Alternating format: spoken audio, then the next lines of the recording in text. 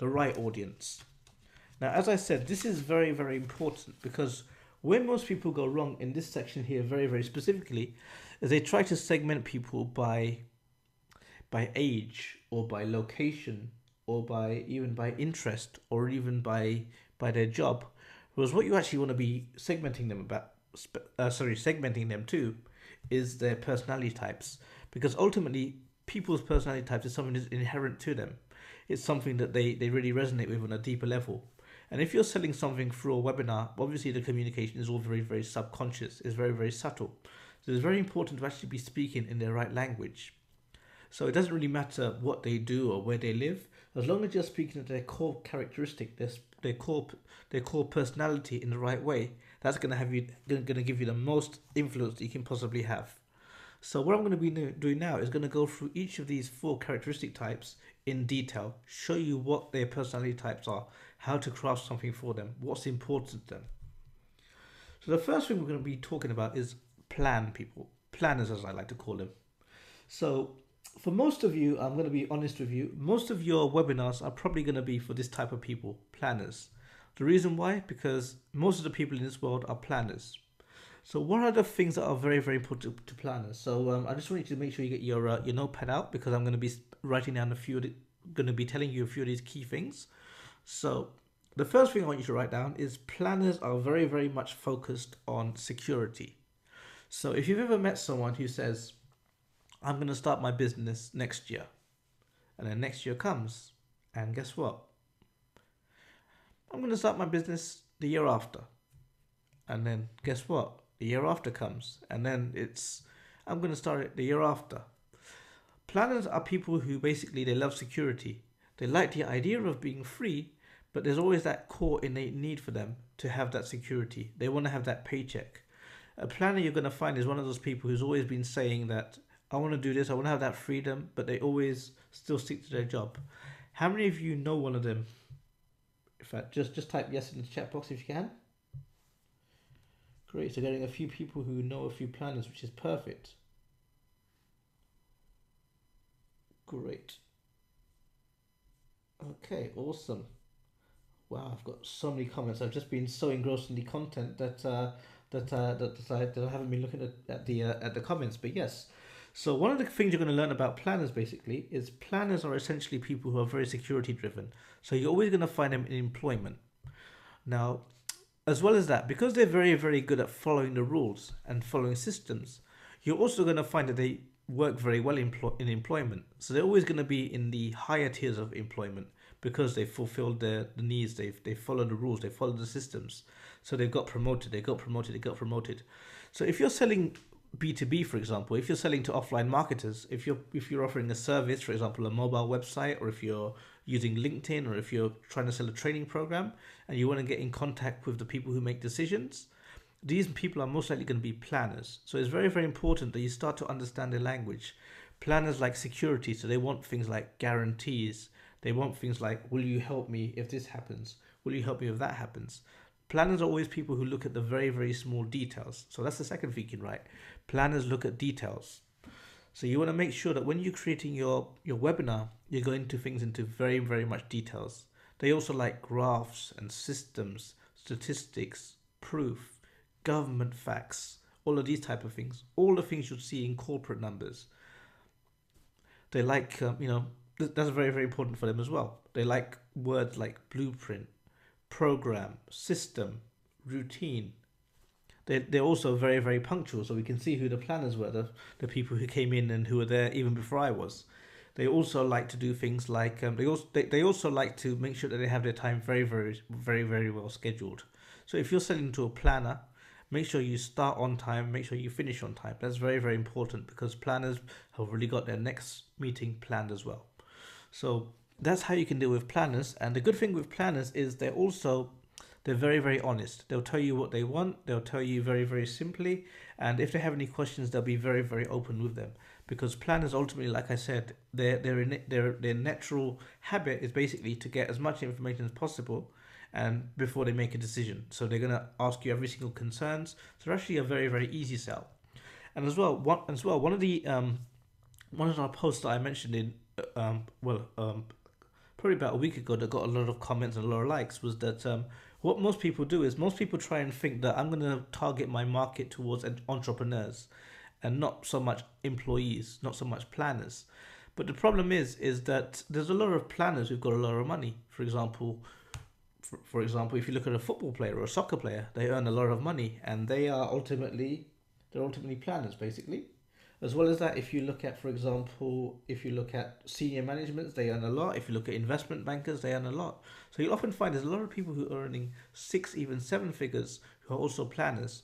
So don't think that you can't sell high ticket items to employees, because in many cases they actually have a lot of money. In fact, what I said is we have this preconception that every single employee is Richard Branson, a multi-billionaire, and every single employee is just a receptionist. Whereas in reality, that's not the right assumption. There's a lot of entrepreneurs who are broke, who are just about making payroll. For example, think about your gardener, think about your contractor. These are all entrepreneurs. And if you think about, and they're all just about broke. And then if you think about a few planners, a few people who are in employment, like I said, like senior management, like investment bankers, these guys are earning six, seven figures. So there's a very, very lucrative market there. And the good thing about this is because not many people go after this market because they automatically go where they think the money is. So there's also a very, very big niche here. So one top tip I'm going to give you guys is also try and make sure that you look after planners. In fact, one of my clients teaches people how to helps people who've just had babies how to get them into a very regular sleeping pattern. And when we started, we were thinking about, well, Batchy was basically targeting entrepreneurs. And now we looked at it, we're actually going to be starting to target planners.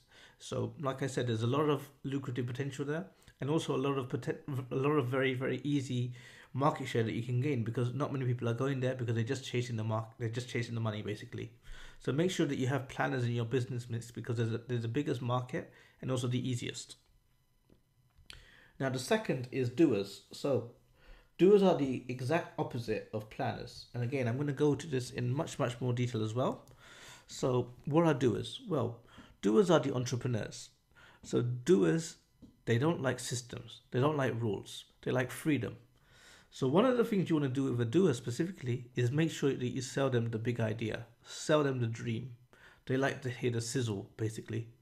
So always give them the big picture. Always give them the possibility. They use their imagination, they use their creativity. So always try to paint the picture of how it's going to be, show them how it's going to be, and show them that you're the person that you can get them from where they are to where they want to be. So as you're going to notice in this webinar, a lot of these elements are for planners and doers. So you're going to start to see, and I want you to actually start taking notes and seeing, okay, which one is for which one relates to who, basically. Because if you can do that, we're going to have a lot of potential here, okay? Perfect. So now let me give you a bit more attention, a bit more detail about doers, because I want you to start writing a few things down. So I'm going to give you a few notes, a few tips. So number one, doers are people who make very, very quick decisions. So what does that mean? That means they've usually got a very short attention span. You've got to make a strong impression with them. So if you're having a webinar for doers, the first 10 minutes is very, very, very, very crucial. So make sure you spend 80% of your effort getting the first 10 minutes right. Because the minute you do that, that's when they've made the decision of whether they're going to buy or not buy. You're often going to find that doers basically are people who will attend your webinar. They'll watch the first 10-15 minutes, think, you know what, I want to work for this guy. And then they'll sign out. But then they'll also send you a message saying, you know what, I know you can do what I need. Let's have a chat. And these become your ultimate high ticket clients. So as we're going to teach you a bit later on, the pitch and position webinar, this is how you use doers basically. So the pitch and position webinar, I'll give you a quick introduction, is basically focused on planners, but you're also attracting the doers. Okay? So that's the first thing you can benefit with doers. Number one, they make quick decisions. Number two is they also spend very, very well. So of all of the audience types you're going to find, doers are going to be the highest of the high tickets. So if you're looking to sell something for 20, 50, 100K, it's going to be doers. These are the people with the money, with the power. These are the decision makers. So you always want to make sure that if you're selling something very, very high ticket, that these are the guys that you're going to be sharing with basically. So it's very, very important you focus on doers, because ultimately, if you look back at Perry Marshall's 80-20 principle, these are going to be the 20% here. Okay? So just to recap doers very, very quickly, because I know that we're going into a lot of things in a lot of detail. A lot of this is very, very new to you. Doers are basically people who are quick decision makers, rapid decision makers, and who see the big picture. Now the next is social. So the next two I'm going to go into very brief detail because most of you are not going to be dealing with them so much on a webinar. So social people are people who basically like live events essentially. So you're not going to find them so much on webinars. You're going to find them in meetups, in mastermind groups, in you know, all of these sessions basically. So if you're looking to market socials, webinars are probably not the best avenue for them. It's better to start going to live events, etc. And again, the last group is experienced people. These are people who you'll see, you know, at the Tony Robbins events. If you go to a Tony Robbins event, it's always the same content every year, basically. And you'll find that some people just go there every year, even though they're hearing the same content. Why? Because they like the experience, they like the atmosphere. So I've just gone over social experience in very, very brief detail, because like I said, it's not something we're going to be focusing so much. And if it is something that's of your target market, just let me know and I'll give you a bit more details about that. But I just want to keep this to the point and make sure that we're covering the right things for most of the audience. Okay, so perfect. So now I want to ask you a question. In fact, I want you guys to write this down in your chat box. So from planners and doers, who would you say is your target market? I just want to make sure you guys have getting this quite well. So if you just type that in the chat box. Okay, good. So I'm getting a few planners. Okay, a couple of doers. Okay, so okay, good. So I think a lot of people basically say, a lot of people are saying mix of planner doer, doers, planners, doers. Good. So I'm a do and plan type. Okay, good. So it's also very important to know who you are, because like I said, what most people go wrong with their webinars is they think, okay, I'm like this, so my whole audience is going to be like this. But in many cases, you can find the exact opposite. In fact, you often find that that doers and planners work very, very well together. So if you're a doer, always get a planner's perspective, because a planner will help you put it into structure. And if you're a planner, always work with a doer, because a doer will help you get things done, because planners like to plan, not do. Okay? So now I just want to sum this point up, just so that you've got it clear. So I just want you to write this down, because it's going to be a very, very important statement. Always target by personality and not by profession or age. So always say, are they a doer? Are they a planner? Are they social? Are they experienced? And target by that. Create your offer around that, etc. So now, I'm just going to show you a little case study about how this is so important, about how people think of one thing and do another. So I showed you in the very beginning the picture of Rasmus, my first high-ticket client. And what we actually created together was the Dream Business Formula, which was basically helping people to create a dream business.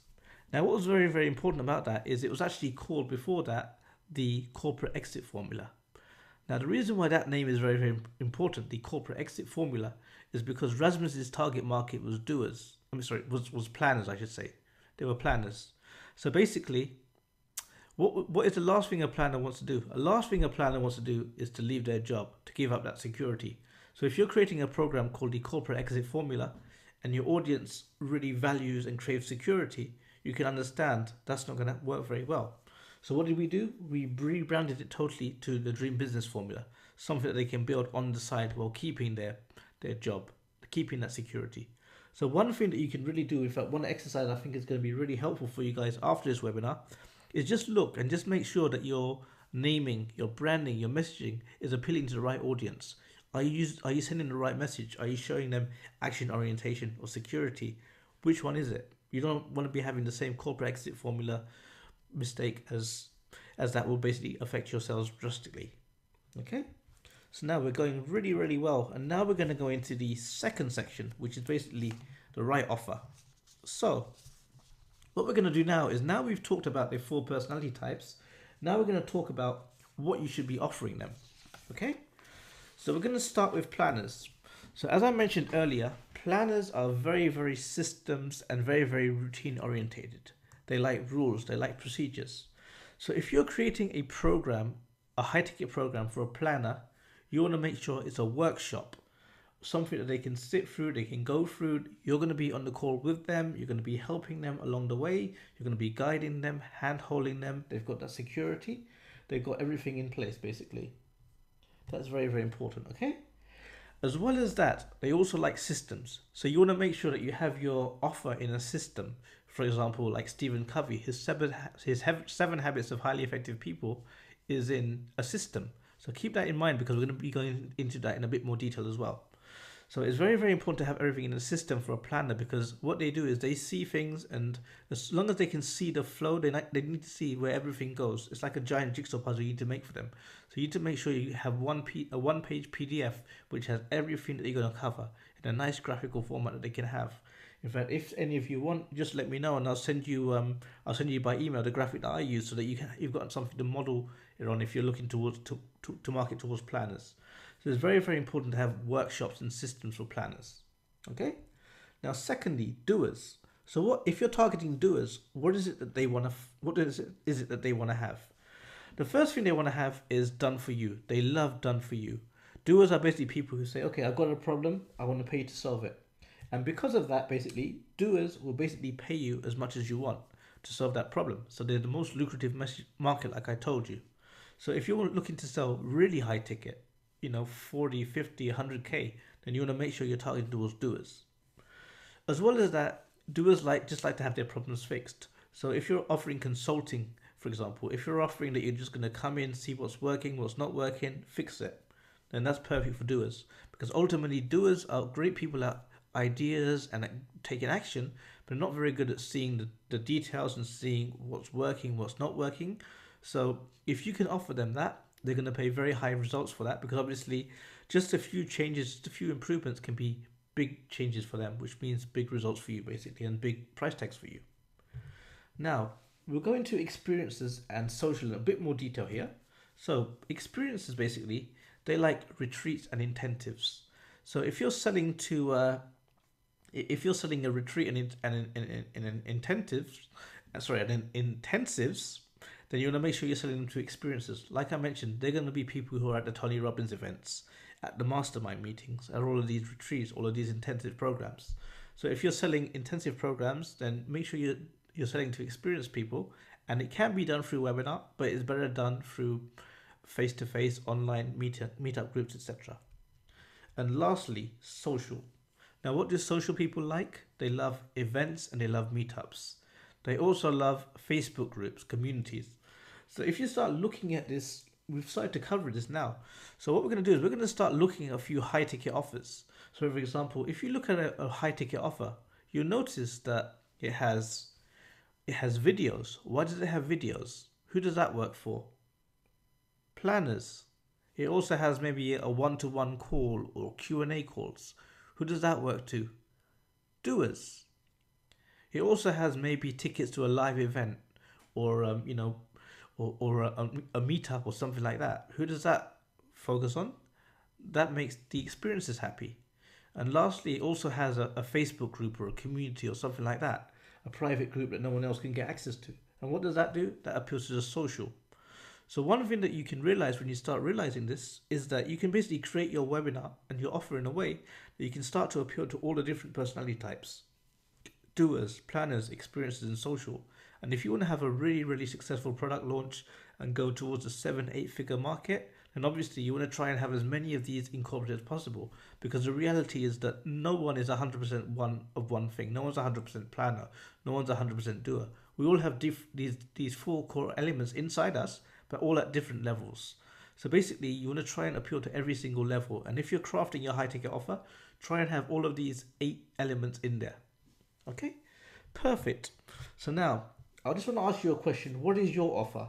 From these 4, are you targeting all 4 markets? Is there any one that you're offering? Are you doing retreats? Are you doing coaching programs, mentorings? If you just type in what you're doing now in the chat box, then I'll get a good idea of what you're doing, and that'll be helping me a lot. Okay, so we're getting a few workshops. Okay, we're getting a few training programs. Consulting, good. Okay,